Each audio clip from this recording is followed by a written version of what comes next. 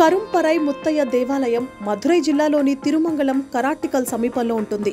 ఈ ఆలయంలో చాలా సంవత్సరాలుగా మార్గశిర మాసంలో పురుషులు మాత్రమే పాల్గొనే పండుగను నిర్వహిస్తారు.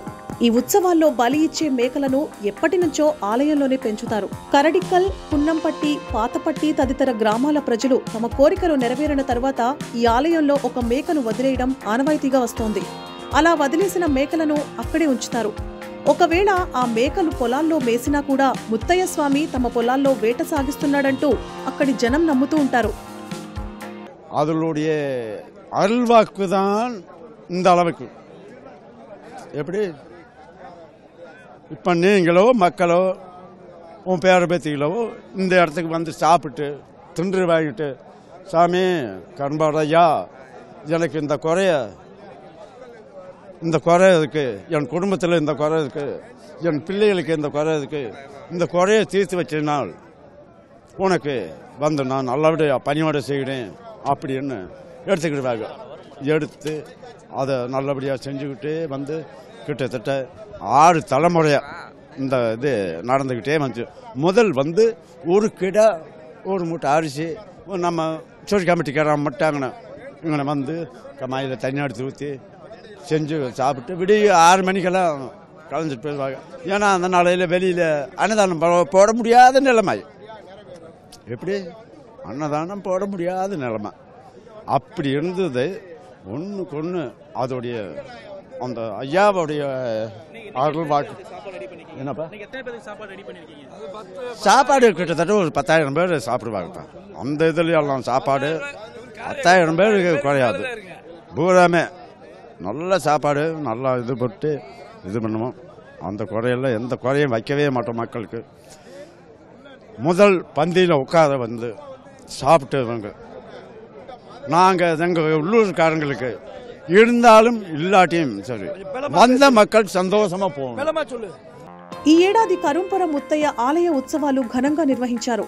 ఉత్సవాల కోసం ఆలయంలో 62 మేకలను బలిచ్చారు. తరువాత పెద్ద ఎత్తున మాంసాహార విందు ఏర్పాటు చేశారు. వేలాది మంది మగవాళ్లు ఈ ఉత్సవాల్లో పాల్గొన్నారు. 85 బస్తాల బియ్యంతో అన్నం వండారు. తిరుమంగళం, కరడిక్కల్, మావిల్పట్టి, సెకనురాణి, చోళవందంతో పాటు వివిధ ప్రాంతాల ప్రజలు పెద్ద ఎత్తున తరలివచ్చారు. ఈ వేడుకల్లో మరో విశేషం ఏంటంటే భోజనం చేసిన తర్వాత తిన్న ఆకులు కూడా అక్కడే వదిలేస్తారు. ఎవ్వరూ తీయరు. ఆకులన్నీ ఎండిపోయి ఎగిరిపోయిన తరువాత మాత్రమే మహిళలు ఆలయానికి వచ్చి పూజలు చేయడం ఆనవాయితీగా వస్తోంది. மதுரை மாவட்டம் திருமங்கலம் வட்டம் சொரிக்காம்பட்டி கிராமம் உடன் இணைந்த பெருமாவில்பட்டி கிராமம் கரும்பாறை முத்தையாசாமி. இது கிட்டத்தட்ட நூற்றாண்டு கணக்காக எங்கள் முன்னோர்கள் வழிதொட்டு இந்த சாமியை வணங்கிட்டு வரோம். இந்த மாதிரி பூஜை நடத்திக்கிட்டு வரோம். கிட்டத்தட்ட 50 கிராமங்கள் சுற்று வட்டாரத்தில் ஒரு 50 கிராமங்கள் இங்கே வந்து இந்த பூஜையில் கலந்துக்கிறாங்க. கிட்டத்தட்ட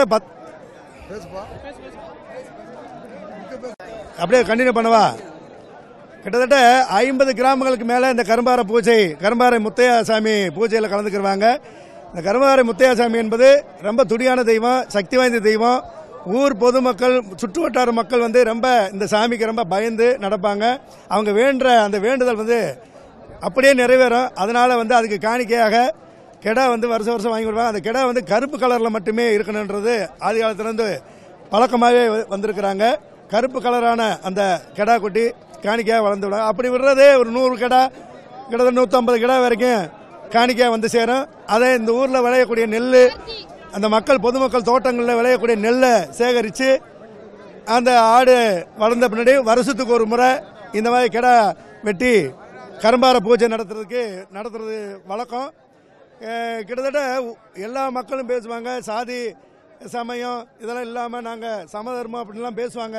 சொரிக்காம்பட்டி கிராமம் மட்டுமே ஆதி காலத்திலேருந்து அந்த மக்கள் அனைத்து சாதியினரும் ஒரே பந்தியில் ஒரே சகோதரத்தோட ஒரு ஒற்றுமையை வலியுறுத்தக்கூடிய வகையில் இந்த கிராமம் வந்து ஆதி காலத்திலேருந்து நடத்திக்கிட்டு இருக்காங்க. அதை நீங்களே பார்ப்பீங்க. மதுரை மாவட்டம் திருமங்கலம் ஒன்றியம் சொரிக்காம்பட்டி கிராமத்தில் அமைந்துள்ள அருள்மிகு ஸ்ரீ கரும்பாறை முத்தையா திருக்கோவில் வருடாந்திர அன்னதான விழா தற்போது நடைபெற்று கொண்டிருக்கிறது.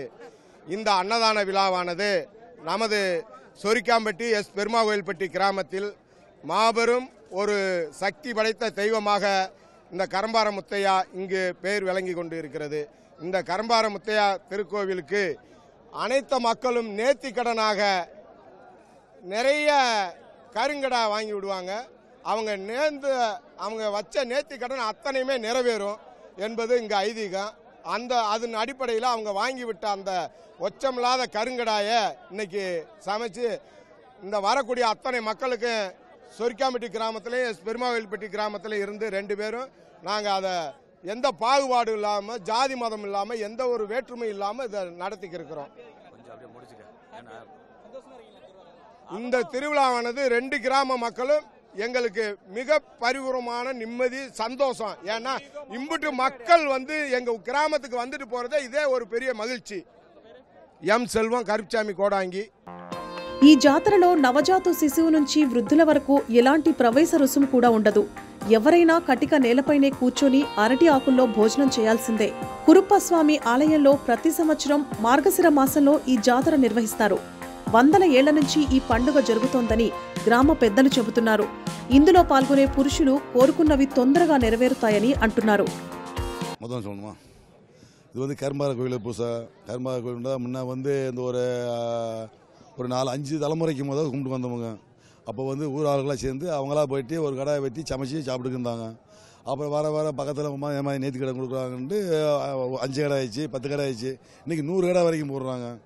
100 கடை கிட்டத்தட்ட ஒரு 8000 பேர்லேருந்து 10000 பேர் சாப்பிடுவாங்க. அது வருஷம் ஆண்டாண்டுக்கு போட்டு வர்றது தான்.